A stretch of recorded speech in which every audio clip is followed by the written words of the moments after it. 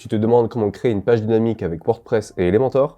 Dans cette vidéo, je vais te dire comment le faire et surtout avec quels outils. Je m'appelle Seb, je dirige mon agence web et ça fait maintenant 4 ans que je travaille dans le domaine de la création de sites internet. Sur cette chaîne, je vais te partager mon expérience pour mieux t'aider à comprendre ce domaine, donc si cette thématique t'intéresse, n'hésite pas à t'abonner.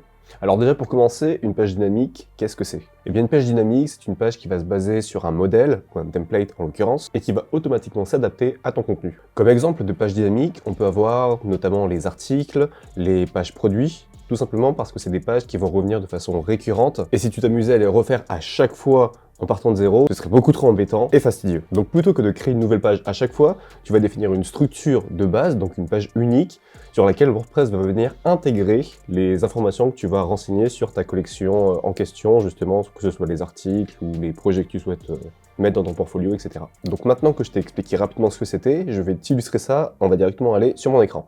Ok, donc là on arrive sur mon écran. En gros, on va réaliser cette page. Donc ça, c'est un modèle de page que j'ai réalisé sur Figma. Concrètement, c'est une page dynamique, donc voilà, qui va montrer les projets réalisés finalement. Donc en live, en fait, ça va donner ça. On va réaliser exactement cette page-là, donc avec ses différents éléments, etc. Et cette page-là, en fait, ça va être la même lorsqu'on va changer de projet. Par exemple, si on va sur celle-ci, on va garder la même structure, mais juste avec les éléments qui changent. Ok. Donc concrètement, sur une page dynamique, il va y avoir une partie, donc ça c'est le header, ça c'est le footer. Donc moi le footer, j'ai intégré les avis clients parce que je les remettais partout, donc je me suis dit allez, tant qu'à faire. Mais voilà, concrètement, donc la page dynamique, c'est toute cette partie jaune sur le côté. On va y retrouver une photo, un titre, éventuellement également le titre de la page ici, le lien du site internet là. Tac, tac, tac. Ça, c'est des éléments aussi dynamiques, donc je viens les changer à chaque fois en fonction de la page. Donc là, le nom du client, la date de réalisation, la durée du projet.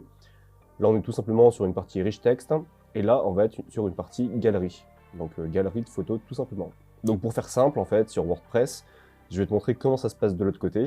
Donc si je crée un nouveau projet, notamment donc là, tac, hop. Eh bien, ce qui va se passer, c'est que je vais avoir simplement les zones à remplir, donc le titre, le paragraphe, le nom du client, la date, la durée, la description, etc., les images. Et lorsque je vais faire publier, eh bien, ça va le renseigner directement comme ça. WordPress va s'occuper de directement mettre les bonnes informations au bon endroit. Et donc l'erreur à ne pas faire, surtout, c'est justement lorsqu'on a des pages qui reviennent souvent, c'est de reconstruire les pages depuis zéro. Moi au début, alors là pour l'instant je ne l'ai pas encore fait pour les articles de blog, mais au début, concrètement, ce que je faisais, moi, c'est que je créais une nouvelle page de blog.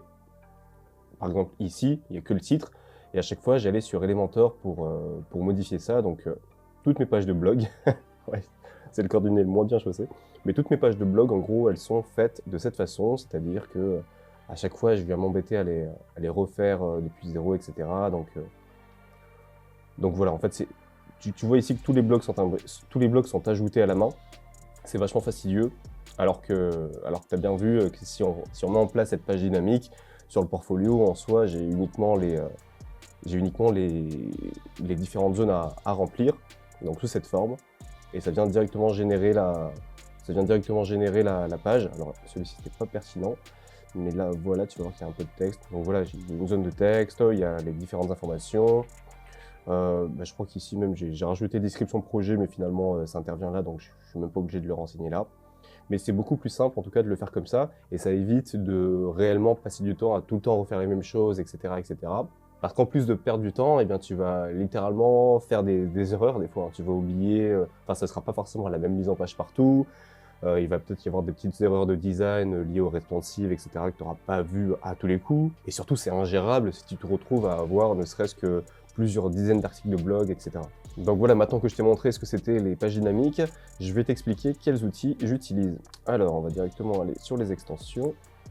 Le premier outil que je vais utiliser, il s'appelle Custom Page Type UI.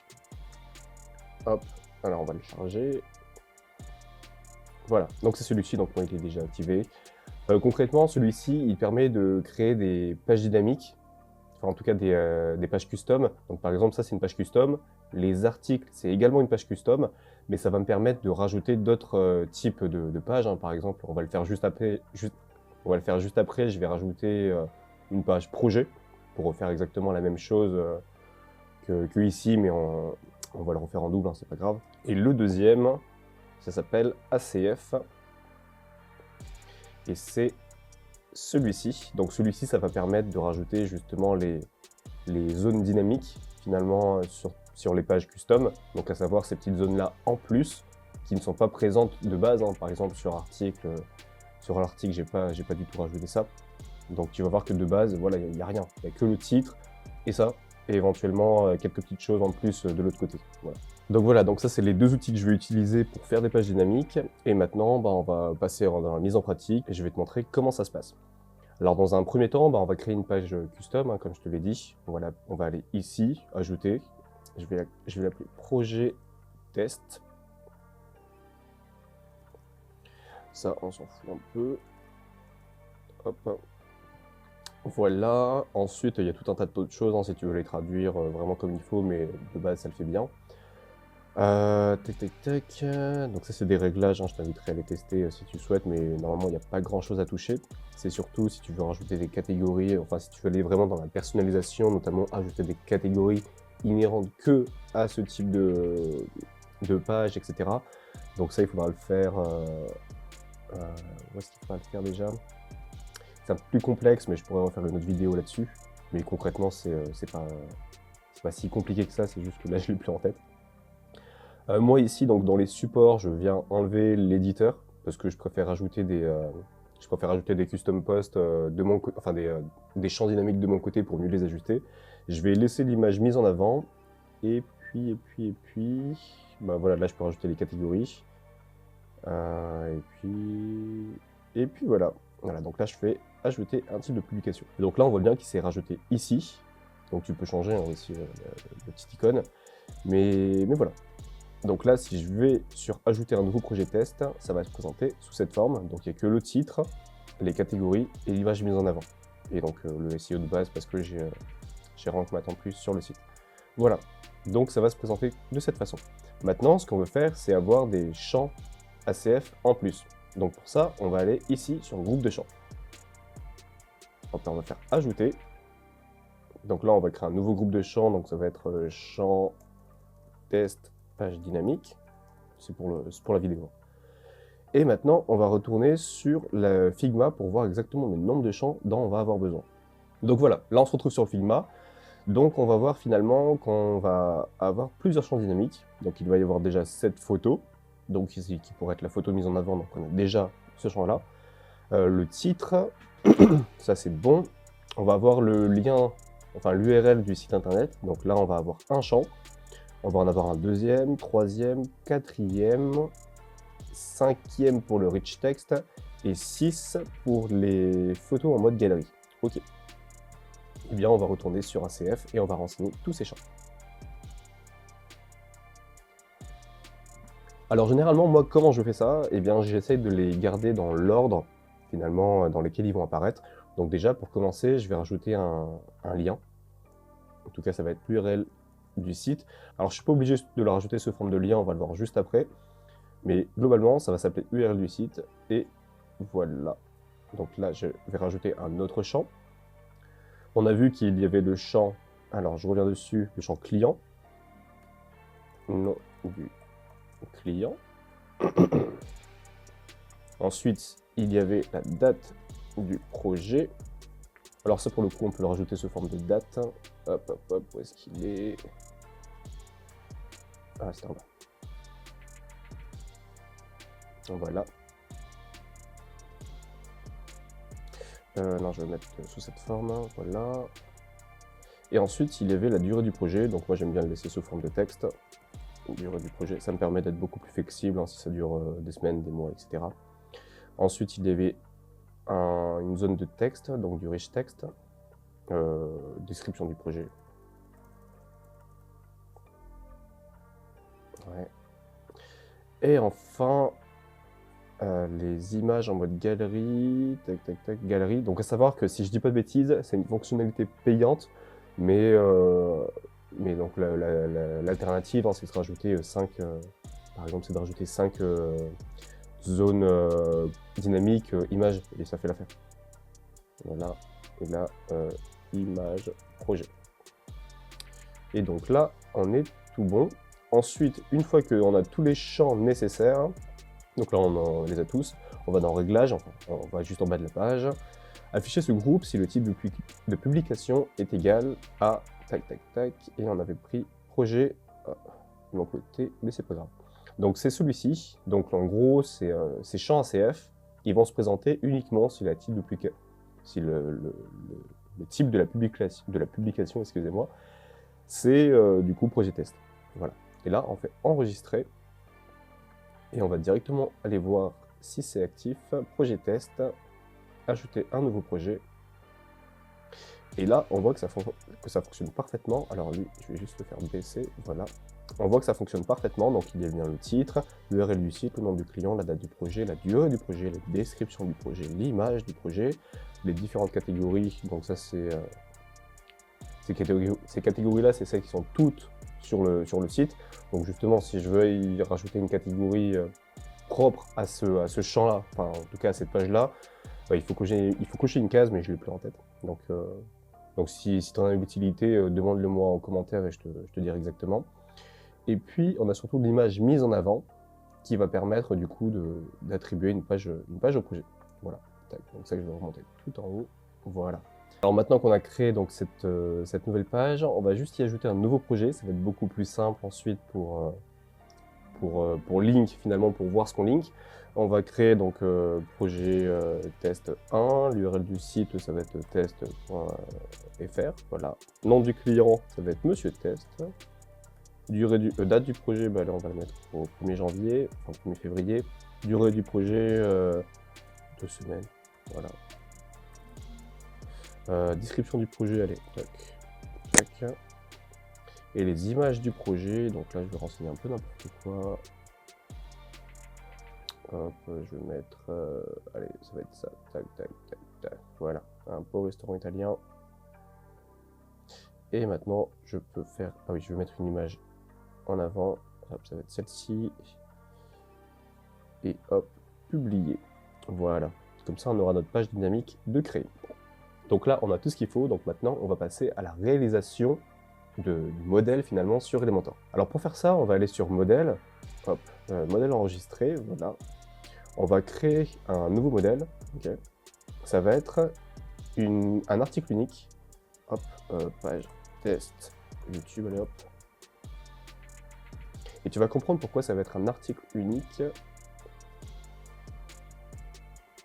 Parce que lorsqu'on viendra la faire publier dans les conditions d'affichage, hop, on va les inclure uniquement lorsque la page, tac, tac, tac, voilà, dans les projets tests. Donc là, cette page-là qu'on va créer, elle va s'afficher uniquement lorsqu'elle sera sur les projets tests, ok? Donc là, moi, je l'ai déjà créée, donc je vais retourner en arrière. Et si je ne dis pas de bêtises, elle va se trouver par là. Alors, publier. Voilà, portfolio vidéo YouTube, hop.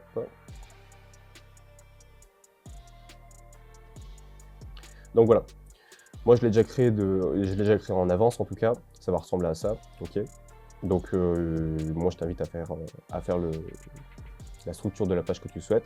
Moi je vais te montrer comment ça se link ensuite du côté d'Elementor. Lorsqu'on arrive sur ce projet, donc là il y a tous les champs de renseignés, etc. Mais pour l'instant il link vers rien du tout, sauf celui-ci. Ah bah non, il y a juste du lorem, mais voilà. Alors, sur le site de projet, nous ce qu'on veut faire, c'est link le titre du projet tout simplement. Quand on arrive ici, donc au titre de projet, il y a une petite balise dynamique. Alors, je te rassure, cette balise dynamique, tu vas la trouver sur quasiment tous les widgets. Par exemple, celui-ci, juste le titre de base, on y retrouve également la balise dynamique. Et pour tout ce qui est information annexe, là on a un lien par exemple, si tu veux link le titre à un lien, eh bien il y a également une balise dynamique. Mais on va revenir là-dessus à côté, enfin, mais on va revenir dessus juste après pour le lien justement du bouton.